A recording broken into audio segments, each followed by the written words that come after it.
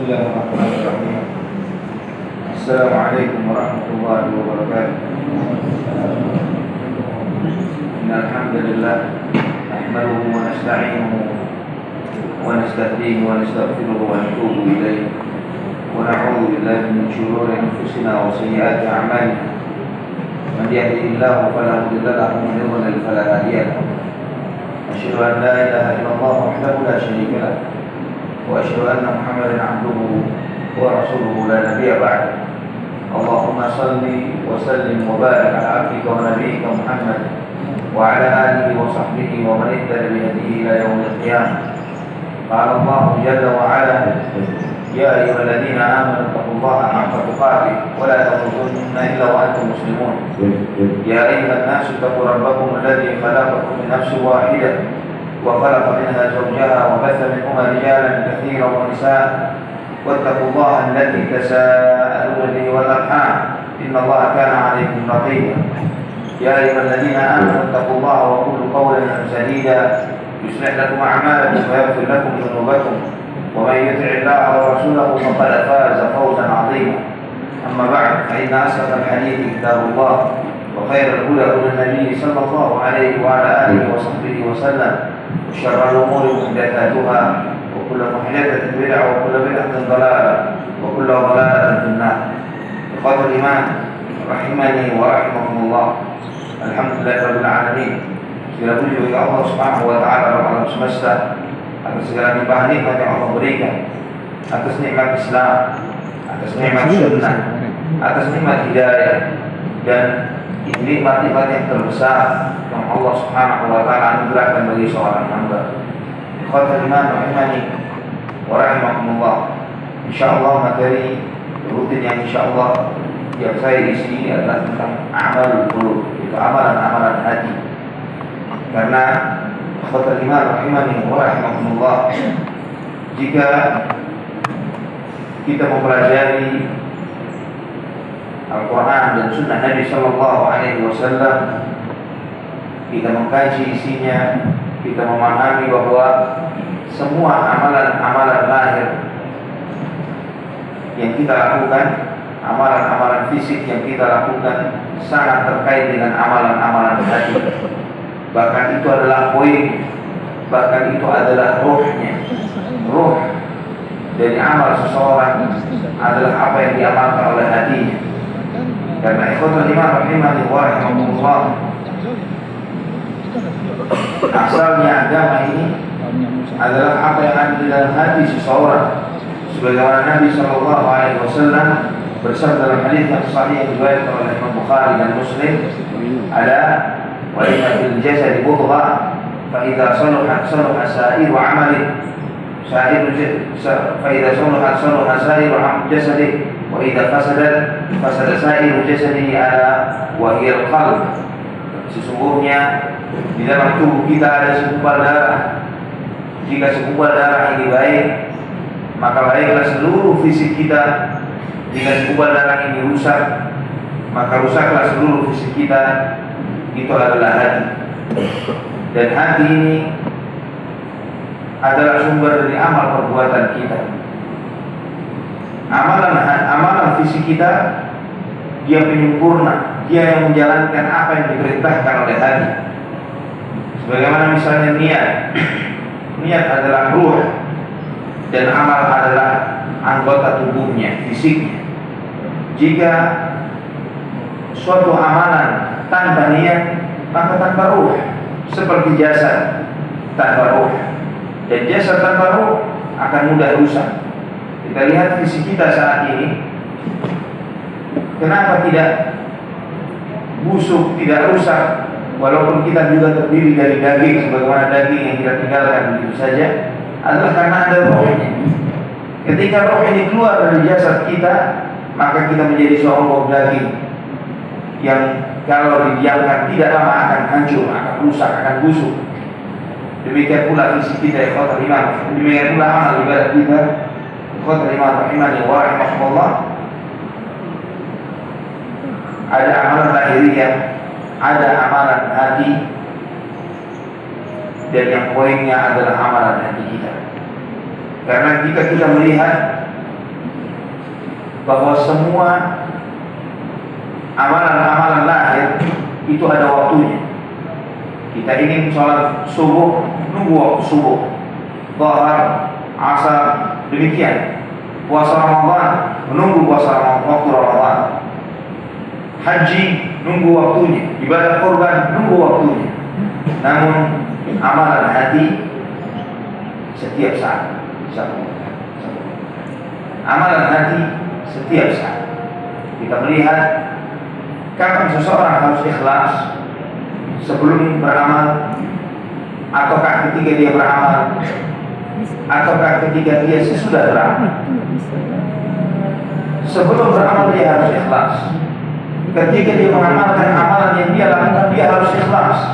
Sesudah dia mengamalkan amalannya pun dia harus ikhlas. Demikian pula dengan hati yang selalu bertaubat kembali kepada Allah Subhanahu wa taala. Raja, berharap, khauf, takut kepada Allah Subhanahu wa taala, mahabbah, cinta kepada Allah Subhanahu wa taala, tawakkal, bertawakal kepada Allah Subhanahu wa taala, sabar, syukur. Kapan seseorang mengamalkan amalan-amalan ini? Setiap saat di dalam hidupnya. Dan ini disebutkan oleh para ulama, di antaranya Imam Ibnu Qayyim al-Jauziyah di dalam Madarijus Salikin. Ini adalah maqam, tingkatan-tingkatan orang yang beribadah kepada Allah Subhanahu wa taala. Pijakan-pijakan yang dengannya seorang hamba naik meniti jalannya menuju Allah Subhanahu wa taala.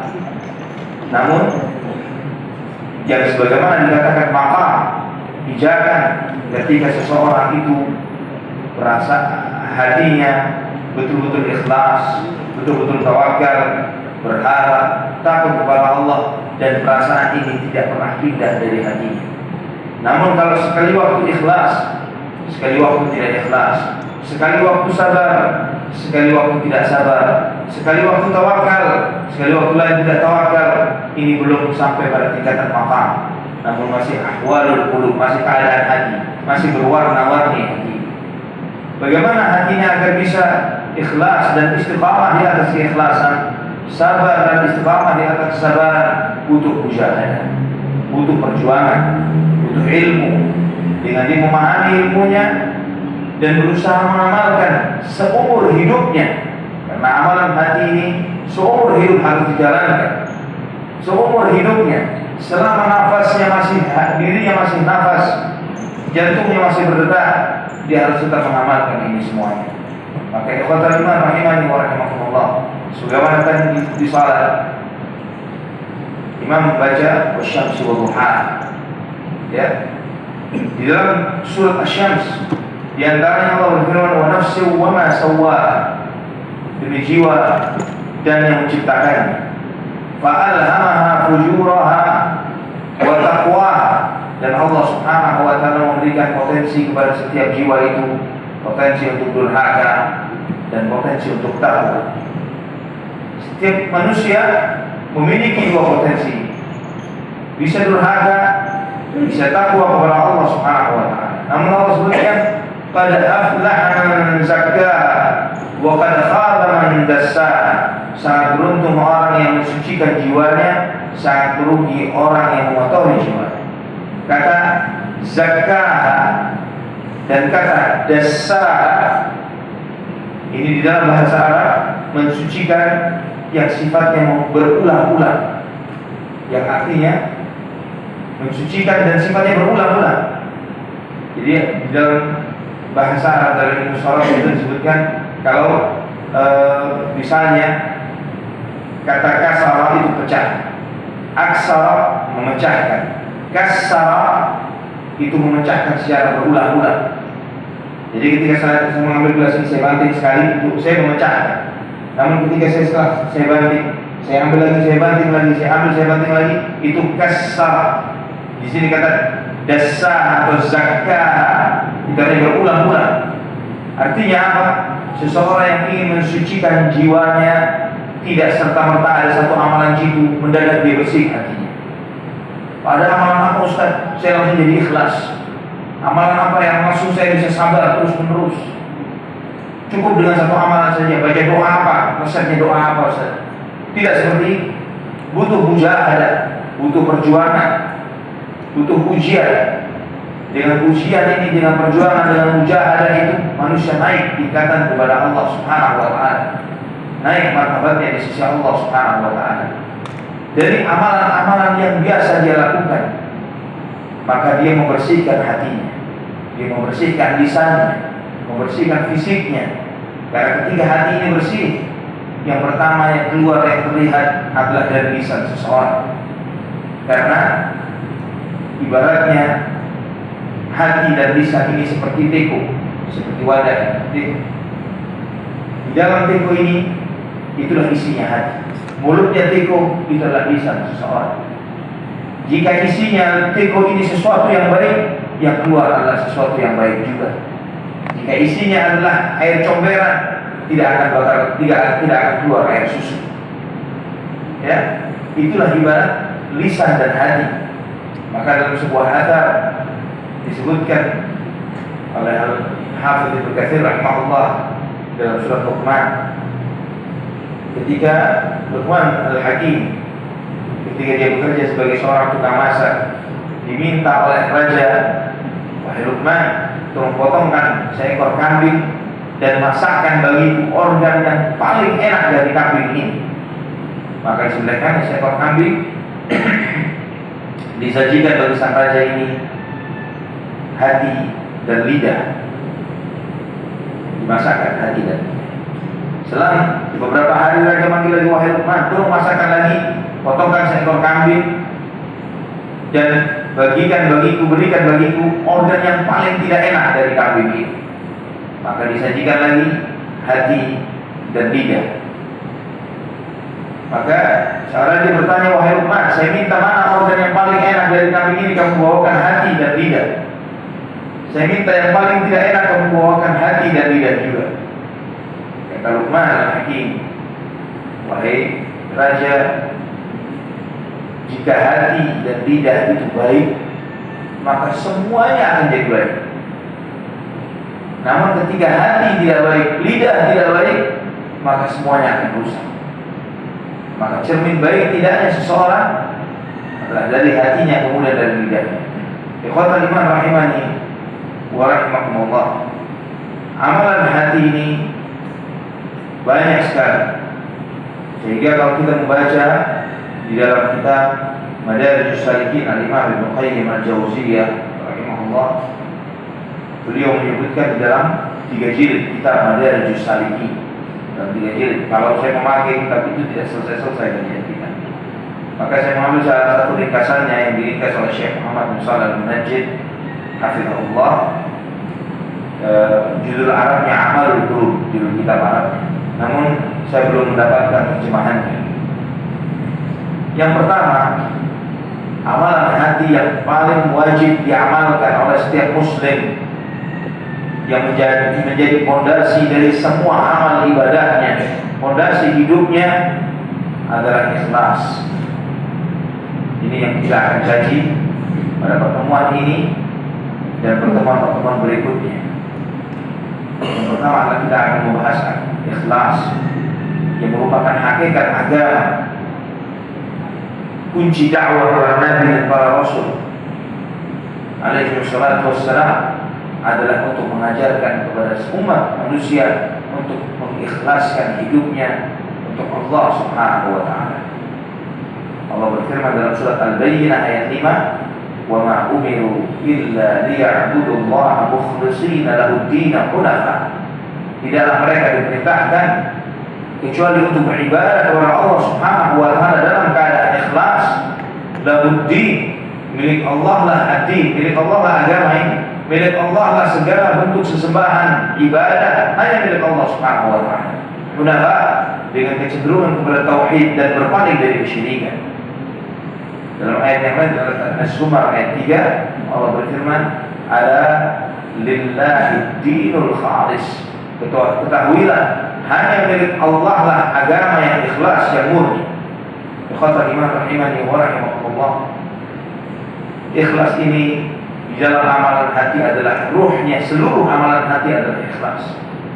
Dia dasarnya, dia fondasinya semua amalan hati. Dari situlah niat dan disitulah rahasia ibadah kepada Allah Subhanahu wa taala. Ini ruhnya semua amalan fisik kita. Jika suatu amalan tidak ada ikhlas, tidak ada ruh. Tidak ada ikhlas, tidak ada ruh, maka amalan itu mati. Hanya gerakan-gerakan fisik saja. Seseorang yang beramal sholat namun tidak memiliki ruh, tidak memiliki ikhlas dalam sholatnya, tidak memiliki kekhusyuan di dalam sholatnya, seperti kita menggerakkan wayang, berdiri, ruku, sujud dan lain sebagainya, namun tidak mengandung manfaat apapun, seperti bangkai, seperti bangkai. Qala Imam rahimahullah. Dan ikhlas ini secara bahasa, pengertian ikhlas itu murni. Secara bahasa, pengertian ikhlas adalah sesuatu yang murni. Jadi seorang dalam bahasa Arab saya dikatakan adz-dzahabul khalis, emas yang murni adalah emas yang telah dimurnikan setelah dibakar. Jadi karena emas itu di tempat asalnya sama seperti tanah. Untuk mengeluarkan murninya emas ini dia harus dibakar dengan panas yang tinggi sehingga keluarlah aslinya, keluarlah yang murni. Demikian pula seseorang yang ingin menjadi seorang yang ikhlas, dia harus dibakar dengan ujian kehidupan ini, menguji manusia untuk meningkatkan kualitasnya agar bagaimana dirinya menjadi orang yang ikhlas di dalam beribadah kepada Allah. Dan Allah Subhanahu wa taala menguji kita sesuai dengan kadar kekuatan iman kita. Tidak akan lebih dari kekuatan iman yang kita miliki. Ya, kita lihat Nabi sallallahu alaihi wasallam bersabda, "Asyaddun nasi bala'an al-anbiya, tsumma al-amthal fal-amthal." Sesungguhnya manusia paling besar ujiannya adalah para nabi. Kemudian yang semakin serupa akan semakin tinggi, semakin berat ujiannya. Allah memberikan ujian semakin berat kepada orang yang semakin tinggi martabat derajat keimanannya, bukan karena Allah benci kepada hamba itu, namun Allah ingin mengangkat dirinya, meninggikan kualitasnya setinggi-tingginya dan sedekat-dekatnya dengan Allah Subhanahu wa taala. Kita melihat sebagai contoh Nabi Allah Ibrahim al-Khalil alaihissalam. Allah Subhanahu wa taala menguji beliau dengan banyak ujian dalam hidup. Di masa mudanya Allah Subhanahu wa taala menguji Nabi Ibrahim alaihissalam untuk menghancurkan berhala-berhala kaumnya. Dia hancurkan berhala kaumnya, yang akibatnya dia harus dibakar hidup-hidup. Di masa mudanya ujiannya sudah, subhanallah. Kemudian setelah dia menikah, terutama ketika dia menikah dengan Hajar, Allah Subhanahu wa taala menguji Ibrahim alaihissalam untuk meninggalkan istrinya ini satu lembah tanpa tempat naungan, tidak ada teman dan yang lain semisal. Di saat itu Hajar dengan anaknya Ismail alaihi salatu wassalam. Qala Imam rahimani wa rahimakumullah. Ini ujian yang berat. Jika ujian ini ditimpakan kepada salah seorang di antara kita, tidak akan mungkin kita tahan dan kuat untuk menerima ujian ini. Meninggalkan istri kita dan anak kita atas perintah Allah Subhanahu wa taala dengan mengikuti hawa nafsu, atas perintah Allah Subhanahu wa taala, di satu lembah, di satu tempat tanpa ada tempat naungan dan tidak ada teman di tempat tersebut. Tempat yang kosong. Kita lihat Mekah, kondisi sekarang luar biasa panasnya. Kita bisa bayangkan di zaman Ibrahim alaihi salatu wassalam tidak ada apapun di sana. Ditinggalkan begitu saja. Hajar bertanya, "Ya Ibrahim, engkau tinggalkan kami di tempat ini tanpa bekal, tanpa teman, tanpa tempat berteduh?" Sekali, dua kali, tiga kali Ibrahim tidak menjawab. Kemudian Hajar bertanya, "Allah wa amaraka biha ya Ibrahim? Apakah Allah yang memerintahkanmu wahai Ibrahim?" Maka Ibrahim alaihissalam menganggukkan kepalanya. Maka Hajar mengatakan, "Idzan la tudhi'una." Allah tidak akan sia-siakan kami. Allah tidak akan sia-siakan kami. Lanjutkan perjalanan Ibrahim. Ini Ibrahim alaihissalam dan istrinya yang salihah Hajar. Ya, kalau kita menjalankan perintah yang tidak akan kuat, istri kita juga akan kita pulang ke rumah orang tuanya. Kemudian ikhwatal iman rahimani wa rahimakumullah, Tidak lama besar sedikit Ismail alaihi salatu wassalam falamma balagha ma'ahu as-sa'y. Ketika sampai Ismail sudah mulai tumbuh dewasa, Allah perintahkan lagi kepada Ibrahim alaihi salatu wassalam untuk kembali menjenguk istrinya dan anaknya, namun tidak dengan tangan kosong. Ada titipan perintah di sini untuk menyembelih anaknya. Subhanallah. Kita lihat ujian-ujian ini untuk mengikhlaskan Ibrahim alaihi salatu wassalam, agar Ibrahim ikhlas hidupnya hanya untuk Allah Subhanahu wa taala. Apakah dia bisa menundukkan hawa nafsunya, menundukkan kepentingannya, apapun itu untuk Allah Subhanahu wa taala. Maka Ibrahim alaihi salatu wassalam menerima perintah ini, menyampaikan kepada anaknya, ya bunayya inni ara fil manami anni adbahuka fanzur madza tara. Wahai anakku, aku melihat dalam mimpiku, dan mimpinya Nabi adalah wahyu, bahwa aku menyembelih, aku diperintahkan untuk menyembelihmu. Bagaimana pendapatmu? Ismail alaihi salatu wassalam yang dididik dari seorang ibu yang salehah, yang dididik dari seorang ibu yang taat kepada Allah Subhanahu wa taala ini, dia mengatakan, ya abati fa'al ma tu'mar satajiduni insyaallah minas sabirin. Wahai ayah, kerjakanlah apa yang diperintahkan kepadamu, sesungguhnya kau akan mendapati sebagai orang yang sabar. Masya Allah. Keduanya berangkat. Saya tidak kebayang pada hari itu bagaimana seorang hajar menyiapkan bekal untuk suami dan anaknya dengan hakul yakin bahwa nanti suaminya akan kembali sendiri karena anaknya disembelih untuk Allah Subhanahu wa taala. Karena mereka tidak tahu akhirnya bagaimana. Ibrahim pun tidak tahu bagaimana akhirnya. Ismail tidak tahu bagaimana akhirnya, bahwa mereka nanti akan diganti dengan seekor domba, mereka tidak tahu. Dan jika perintah ini diberlakukan, syariat itu diberlakukan pada saat itu, dan misalnya diulang, bahwa misalnya bagi setiap umat Muhammad sallallahu alaihi wasallam sebagai penganut milah Ibrahim, minimum seumur hidup harus sekali mengorbankan salah seorang anaknya, seumur hidup sekali mengorbankan anaknya, rombongan umat Islam murtad tidak akan rida kita walaupun untuk Allah Subhanahu wa taala. Namun Allah Subhanahu wa taala Ar-Rahman Ar-Rahim, Zat yang Maha Pengasih, Zat yang Maha Penyayang. Allah Subhanahu wa taala tidak akan berbuat zalim kepada hamba-Nya. Allah Subhanahu wa taala Al-Barr Ar-Rahim, dan segala semua syariat Allah Subhanahu wa taala menunjukkan betapa besar rahmat Allah Subhanahu wa taala kepada hamba-Nya. Ikhwatal iman rahimani wa rahimakumullah. Maka Allah Subhanahu wa taala memuji Ibrahim alaihi salatu wassalam seperti itu adalah untuk mengikhlaskan beliau. Maka tidak heran setiap salawat kita membaca salawat untuk Ibrahim wa ali Ibrahim, untuk Ibrahim dan keluarganya Ibrahim. Karena Allah Subhanahu wa taala memuji beliau dengan luar biasa, dan pujian-pujian yang tidak akan kuat kita menerimanya.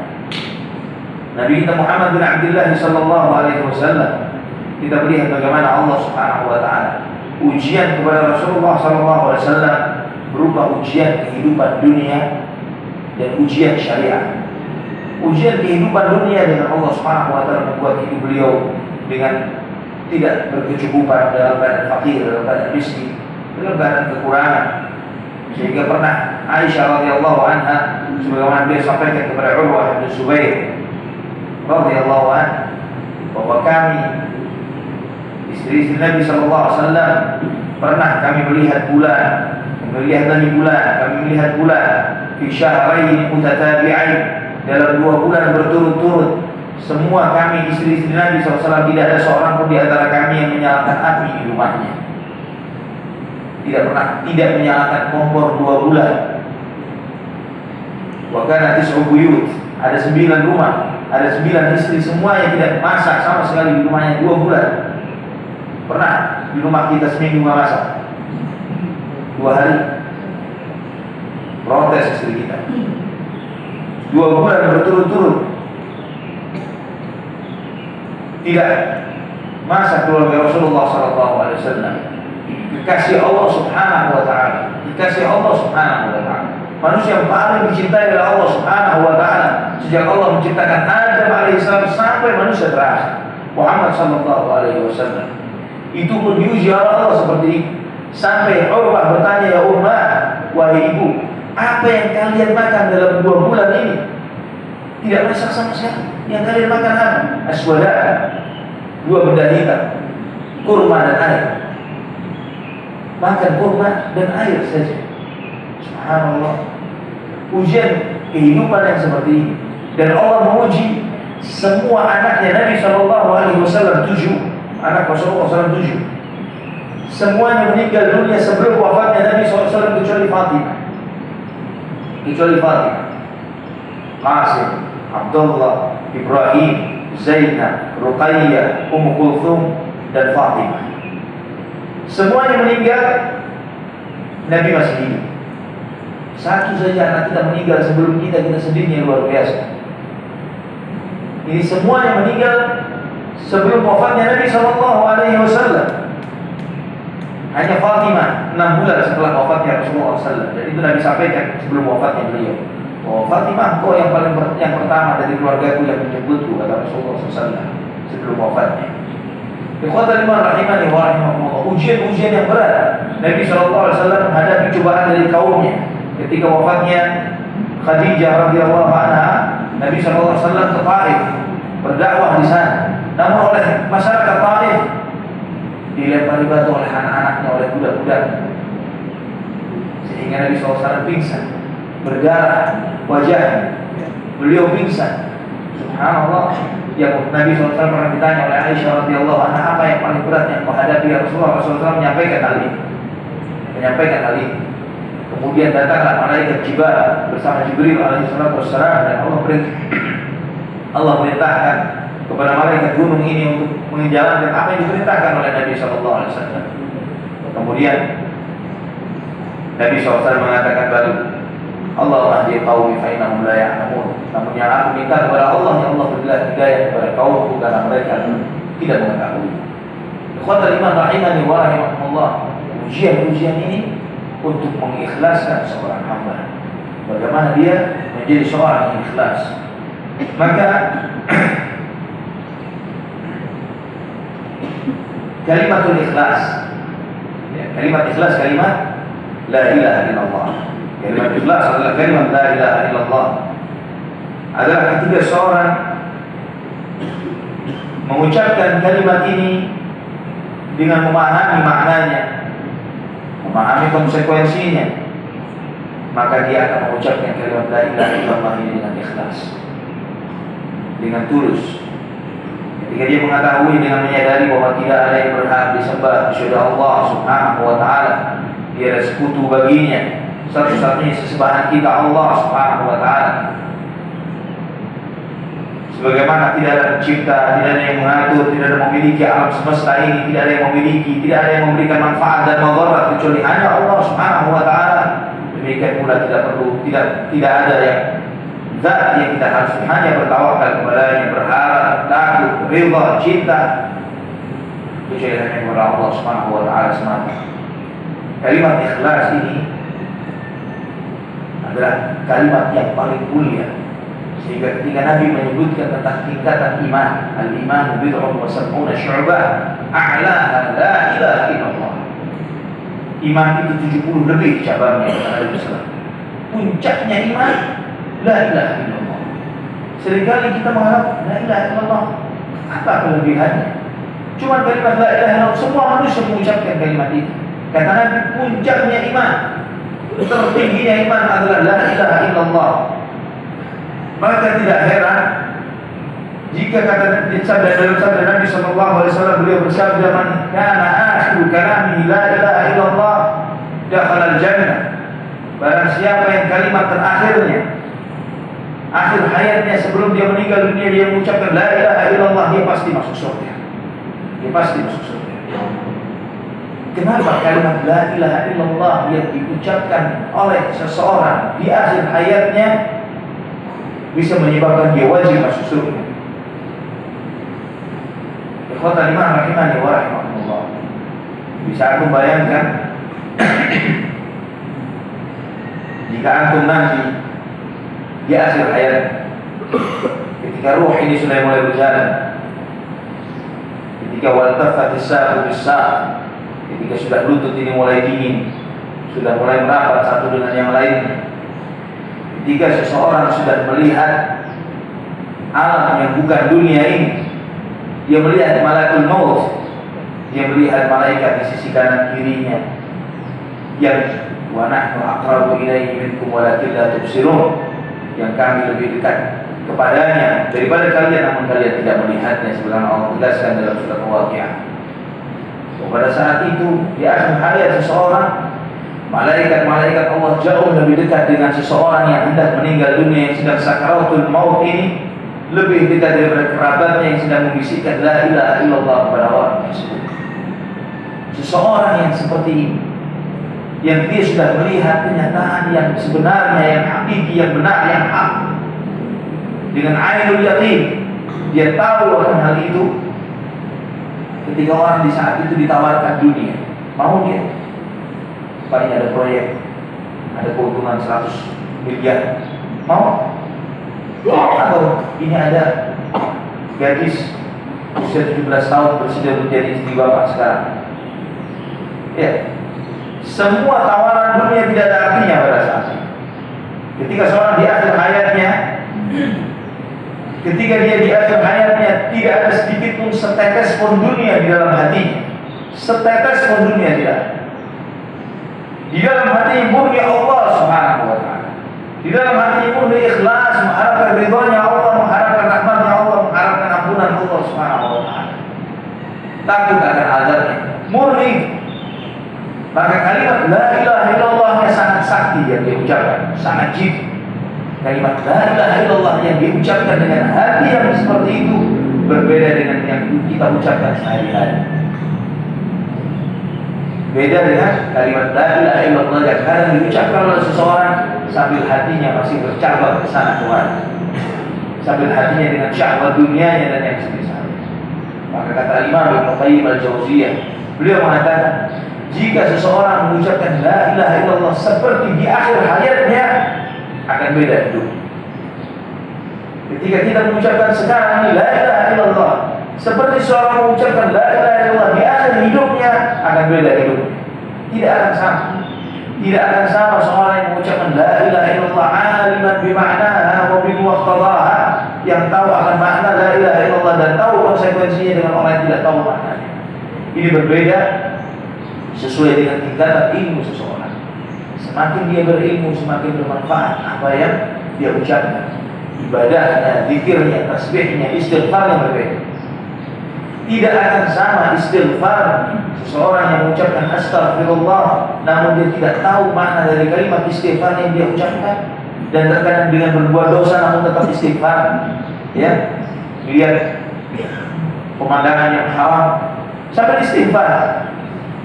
Dengan orang yang mengucapkan istighfar astaghfirullahaladzim dengan hakul yakin akan dosa dan maksiat yang telah dia lakukan, dengan perasaan bahwa dia sangat hina di mata Allah Subhanahu wa ta'ala, akan berbeda orang yang mengucapkan istighfar yang seperti ini dengan yang sebelumnya. Ikhwatul iman rahimani wa rahimakumullah. Maka jika kalimat ikhlas sekuat ini, maka orang-orang yang ikhlas adalah orang-orang yang bertauhid kepada Allah Subhanahu wa ta'ala. Semakin dia ikhlas, semakin dia bertauhid kepada Allah Subhanahu wa ta'ala. Dan pengertian ikhlas secara istilah, dari istilah secara bahasa dan memurnikan. Ada secara istilah para ulama memberikan definisi beragam. Ada beberapa definisi yang disampaikan oleh para ulama. Di antaranya Imam Ibnu Qayyim al-Jauziyah, beliau menyampaikan di antara pengertian ikhlas, ifradul haqq subhanahu bil qasdi fi ta'ah, itu menjadikan Allah Subhanahu wa ta'ala satu-satunya tujuan kita di dalam menjalankan ketaatan. Menjadikan Allah Subhanahu wa ta'ala satu-satunya tujuan kita di dalam menjalankan ketaatan.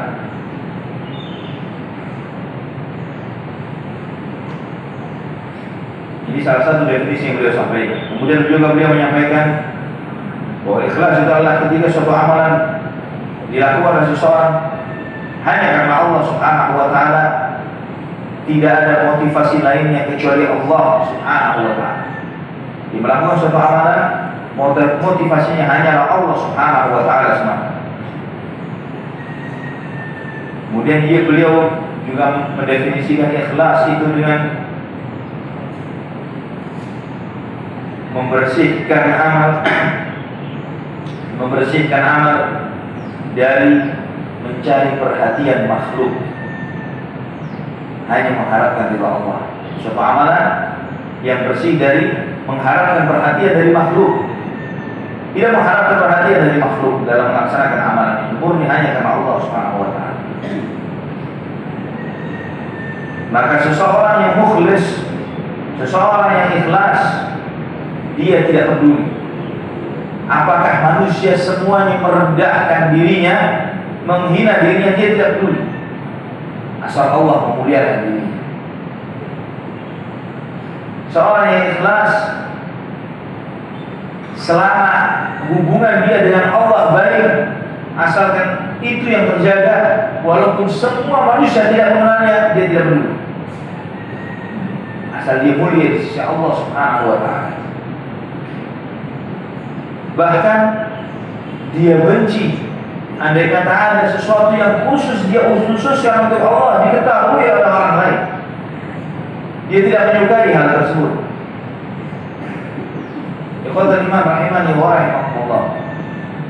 Dalam sebuah hadis yang diriwayatkan oleh Imam Muslim dari Aisyah radhiyallahu anha, Nabi sallallahu alaihi wasallam bersabda, "Man iltamasa ridhallahi bi sakhatin nas, radhiyallahu anhu wa arda anhu an-nas. Wa man iltamasa ridhan nas bi sakhatillah, sakhatallahu alaihi wa asqata alaihi an-nas." Barang siapa mencari ridha Allah, namun di dalam upayanya mencari ridha Allah ini membuat manusia tidak suka, membuat manusia benci, membuat manusia marah, tersinggung dan yang semisalnya, Allah akan ridha kepadanya dan akan membuat manusia itu ridha kepada orang tersebut. Allah ridha kepadanya dan orang lain yang asalnya benci kepada dia dibuat ridha oleh Allah Subhanahu wa taala. Namun sebaliknya, barang siapa yang mencari ridhanya manusia, yang penting orang suka, yang penting orang senang, yang penting orang memilih saya, ya, yang penting orang mendukung saya, memuliakan saya, yang penting adalah agar orang suka, namun itu mendatangkan murka Allah Subhanahu wa taala, maka Allah akan murka kepadanya dan akan membuat orang lain murka kepada orang tersebut. Maka orang yang riya, yang mencari dunia dengan amalan akhirat dan yang semisalnya, mungkin pada mulanya orang terbeli hatinya, suka dengan orang tersebut. Namun orang yang riya akan dibongkar aibnya oleh Allah Subhanahu wa taala. Orang yang sudah mempertontonkan amal baiknya untuk mencari perhatian manusia, Allah juga akan pertontonkan aibnya di hadapan seluruh manusia. Allahul musta'an. Ikhwatal iman rahimani wa rahimakumullah. Allah Subhanahu wa taala berfirman di dalam surat Al-An'am ayat 162 dan 163. Allah perintahkan kepada kita, qul inna salati wa nusuki wa mahyaya wa mamati lillahi rabbil alamin la syarika lahu wa bidzalika umirtu wa ana awwalul muslimin. Katakan wahai Muhammad, sesungguhnya salat, ibadah, hidupku, matiku hanya untuk Allah Subhanahu wa taala.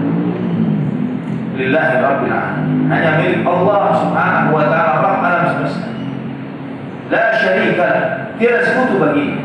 Wa bidzalika umirtu, dan dengan itulah aku diperintahkan, wa ana awwalul muslimin, dan aku adalah orang muslim yang bergegas, yang pasrah tunduk kepada Allah Subhanahu wa taala. Subhanallah. Sebagian kita menjadikan bacaan ini sebagai salah satu bacaan dalam doa iftitah.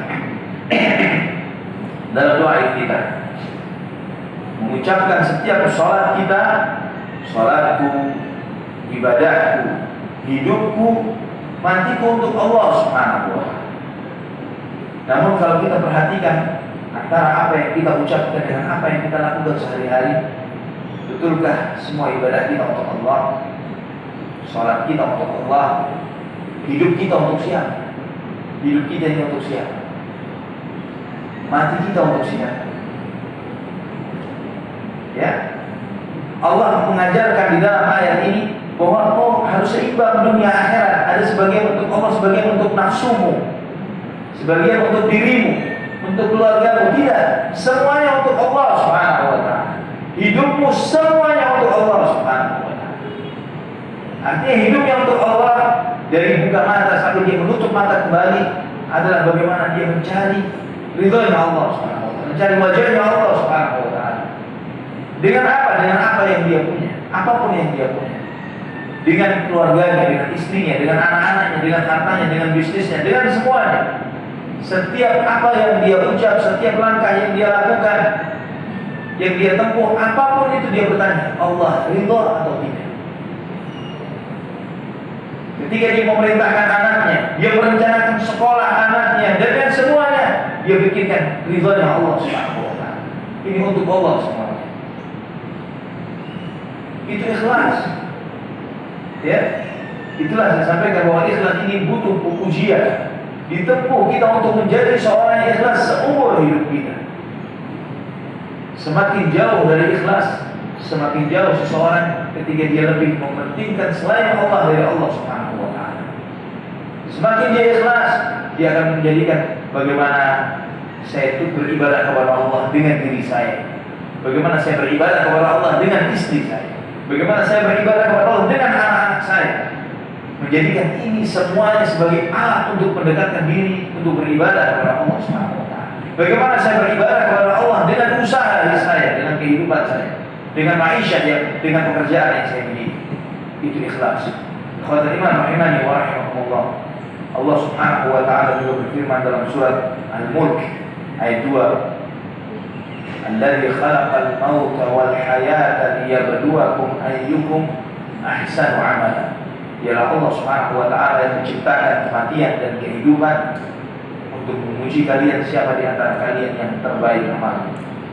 Ayat ini mengandung beberapa pelajaran, di antaranya bahwa kehidupan dan kematian adalah makhluk. Kematian dan kehidupan adalah makhluk ciptaan Allah Subhanahu wa ta'ala. Dan Allah Subhanahu wa ta'ala yang menciptakan kehidupan dan kematian ini, Allah Subhanahu wa ta'ala juga maha kuasa untuk merubah wujud mereka menjadi apa dan bagaimana. Sebagaimana nanti di akhir zaman, di akhirat kelak, ketika penghuni surga telah masuk surga, penghuni neraka masuk neraka, selesai semuanya, maka Allah Subhanahu wa ta'ala mendatangkan kematian ini, dirupakan menjadi seperti seekor kambing.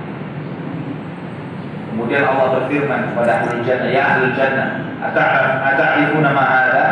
Wahai penghuni surga, kalian tahu apa ini? Maka penghuni surga semua pada menengok, melihat. Mereka mengatakan, kami tahu ya Allah, itu al-maut, itu kematian. Dirupakan menjadi seekor kambing. Kemudian Allah Subhanahu wa ta'ala memanggil, ya ahli nar, wahai penghuni neraka, kalian tahu apa ini? Maka penghuni neraka mengatakan, mereka melihat, kami tahu ya Allah, itu adalah al-maut, itu adalah kematian. Fayuthbah, maka disembelihlah kambing tadi. Ya ahlal jannati khuludun la maut, ya ahlan nar khuludun la maut. Wahai penghuni surga, yang ada adalah keabadian, sudah tidak ada lagi kematian, karena kematian sudah dimatikan. Wahai penghuni neraka, yang ada adalah keabadian, tidak ada lagi kematian. Maka ini menambah bahagianya penghuni surga, karena mereka mendapatkan nikmat yang abadi selama-lamanya, dan membuat sedih, tambah sedihnya penghuni neraka, karena mereka merasakan adab itu tidak ada henti-hentinya. Allahumma musta'an. Ini alladzi khalaqal mauta wal hayat liyabluwakum ayyukum ahsanu amala, untuk menguji kalian siapa yang terbaik amalnya. Allah menyebutkan dalam ayat ini bahwa ujian itu, ujian kehidupan dan kematian, untuk melihat manusia siapa yang terbaik amalnya, bukan yang terbanyak, bukan banyaknya amal, namun baiknya amal. Allah tidak menuntut banyaknya amal, yang Allah minta adalah amal yang terbaik. Bagaimana suatu amalan itu menjadi yang terbaik? Al-Fudail bin Iyad rahimahullah, beliau ketika ditanya tentang ayat ini, beliau mengatakan, akhlasuhu wa aswahu, bahwa amalan itu baik kalau dia paling ikhlas dan paling benar. Paling ikhlas dan paling benar. Kemudian beliau ditanya, apa yang dimaksud dengan paling ikhlas dan paling benar? Beliau mengatakan, innal amala idza kana khalisan wa lam yakun shawaban lam yuqbal. Suatu amalan itu jika ikhlas namun tidak benar, tidak akan diterima oleh Allah Subhanahu wa taala. Idza kana shawaban wa lam yakun khalisan lam yuqbal. Dan jika dia benar mengikuti sunnah namun dia tidak ikhlas, maka tidak akan diterima. Hatta yakuna khalisan shawaban, sampai amalan itu ikhlas dan benar. Al-khalisu an yakuna lillah. Ikhlas itu adalah kalau dia mengamalkan amalan itu karena Allah Subhanahu wa taala. Wa shawabu an yakuna ala sunnah, dan benar itu adalah ketika dia mengikuti sunnah, mengikuti cara Nabi sallallahu alaihi wasallam di dalam beribadah. Itulah amalan yang diterima. Ikhlas dan benar, ini syarat diterimanya amal ibadah seseorang. Tidak akan diterima kecuali dengan dua syarat: ikhlas dan benar. Ikhlas karena Allah Subhanahu wa taala, benar yaitu sesuai dengan tuntunan Nabi, sunnah Rasulullah, tuntunan Nabi sallallahu alaihi wasallam. Sebagai contoh misalnya seorang ikhlas melaksanakan sholat subuh 4 rakaat. Ikhlas diterima? Tidak akan diterima. Karena ikhlasnya dia dapat namun benarnya dia tidak dapat. Dia harus ikhlas dan benar. Walaupun dia saya ikhlas ya Allah, jangankan 16 pun saya kasih ya Allah. Misalnya, itu pun tidak kan bukan karena lebih baik lah. Harus ikhlas dan benar. Ikhlas karena Allah dan benar mengikuti sunnah Nabi sallallahu alaihi wasallam. Ayat yang serupa dalam hal ini yaitu dalam firman Allah dalam surat An-Nisa ayat 125. وَمَنْ أَحْسَنُ دِينًا مِمَّنْ أَسْلَمَ وَجْهَهُ لِلَّهِ وَهُوَ مُحْسِنٌ. Siapakah yang paling baik agamanya melebihi seseorang yang aslama wajhahu lillah, yang memasrahkan wajahnya hanya untuk Allah Subhanahu wa taala semata, wa huwa muhsinun, dan dia berbuat baik. Aslama wajhahu lillah, mengislamkan, menundukkan wajahnya hanya untuk Allah, itulah ikhlas. Menjadikan Allah Subhanahu wa taala sebagai satu-satunya tujuan dia di dalam beramal dan beribadah kepada Allah. Wa huwa muhsin, dan dia berbuat baik adalah mutaba'atus sunnah, mengikuti sunnah Nabi SAW. Ini baru mukadimah tentang keikhlasan. Insyaallah pada kesempatan berikutnya kita akan membahas keikhlasan ini dengan lebih dalam. Kita akan membahas tentang riya. Kita akan membahas tentang iradatul amal, iradatul dunya bi amalil akhirah, yaitu soal di antara penyakitnya ikhlas adalah dua penyakit. Pertama, menginginkan dunia dengan amalan akhirat. Kemudian yang kedua adalah dia. Kita akan membahasnya insyaallah pada kesempatan berikutnya. Wallahu taala a'lam wa a'lam. Sampai di sini silakan jika ada yang bertanya.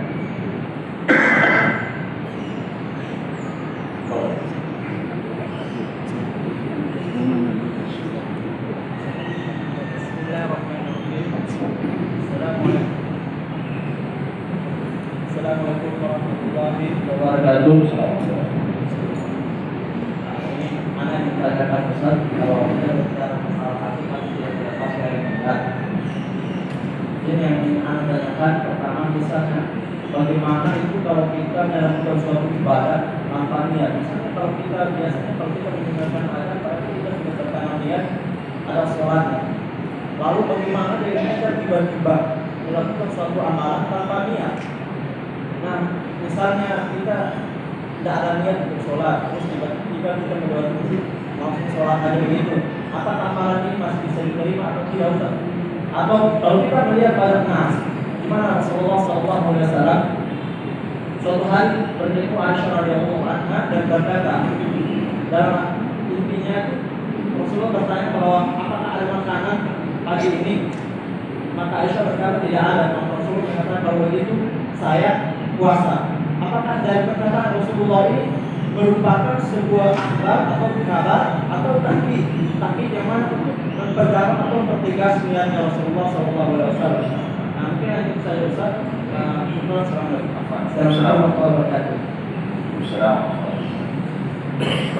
Amalan tanpa niat itu mustahil. Tidak ada amalan tanpa niat. Jika ada seseorang mengamalkan suatu amalan tanpa niat, artinya dia mengamalkan amalan itu dalam keadaan ngigau.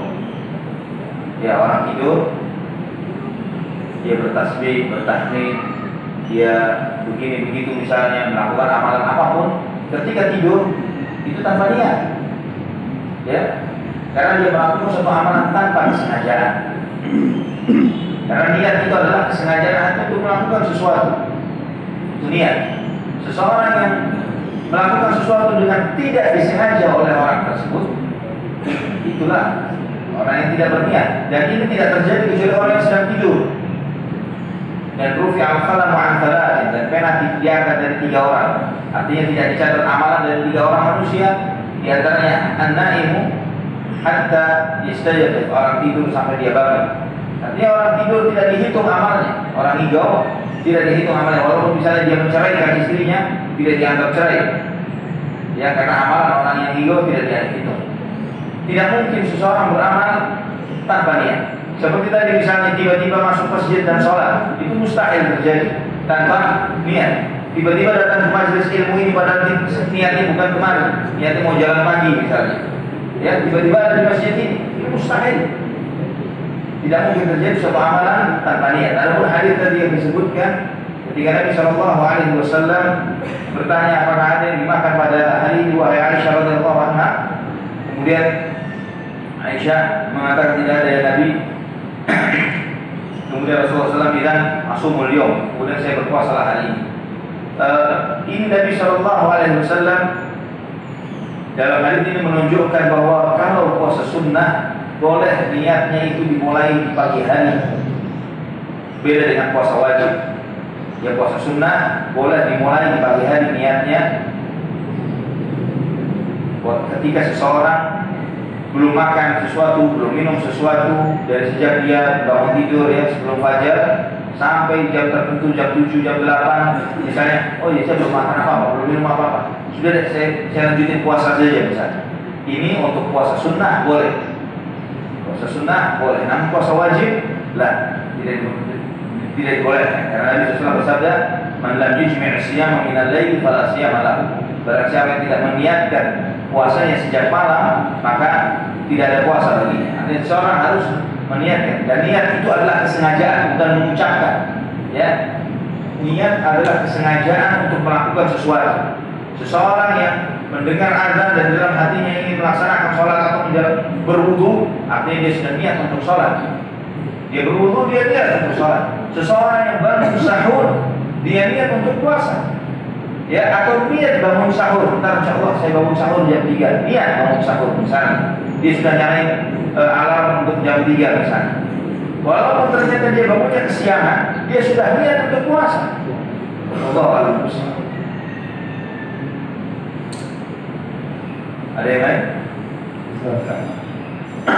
Assalamualaikum warahmatullahi wabarakatuh.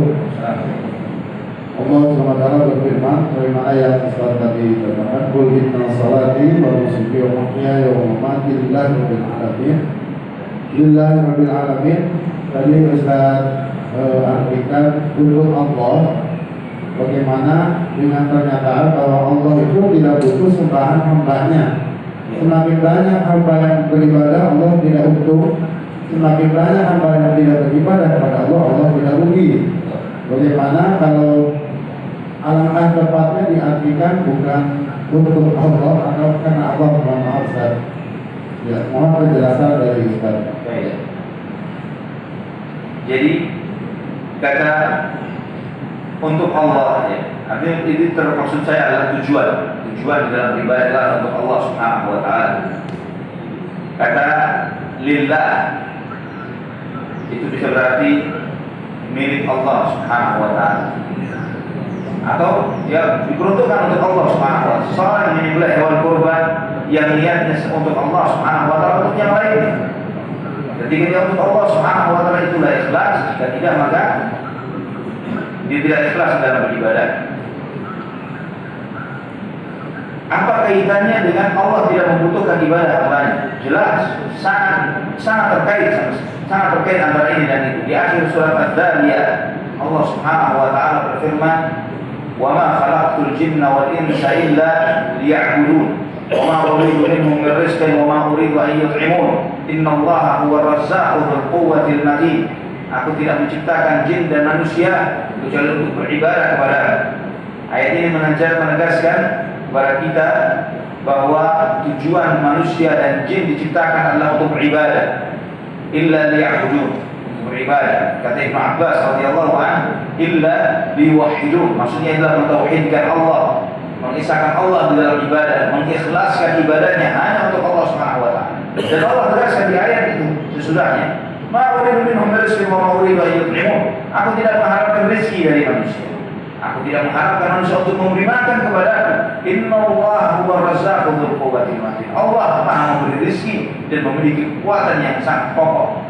Dalam hadis qudsi yang sahih, Nabi SAW menyampaikan firman Allah Subhanahu wa taala, "Wahai Adam, andai kata kalian seluruhnya, manusianya, jinnya, semuanya, ala aqqa qalbi rajulin wahidin minkum ma zada min mulki syai'an." Kalian semua ini bertakwa kepada Allah dengan takwa yang paling tinggi. Semua manusia dan jin, takwanya seperti takwanya Rasulullah sallallahu alaihi wasallam, ma zada min mulki syai'an, tidak akan menambah kekuasaanku sedikit pun.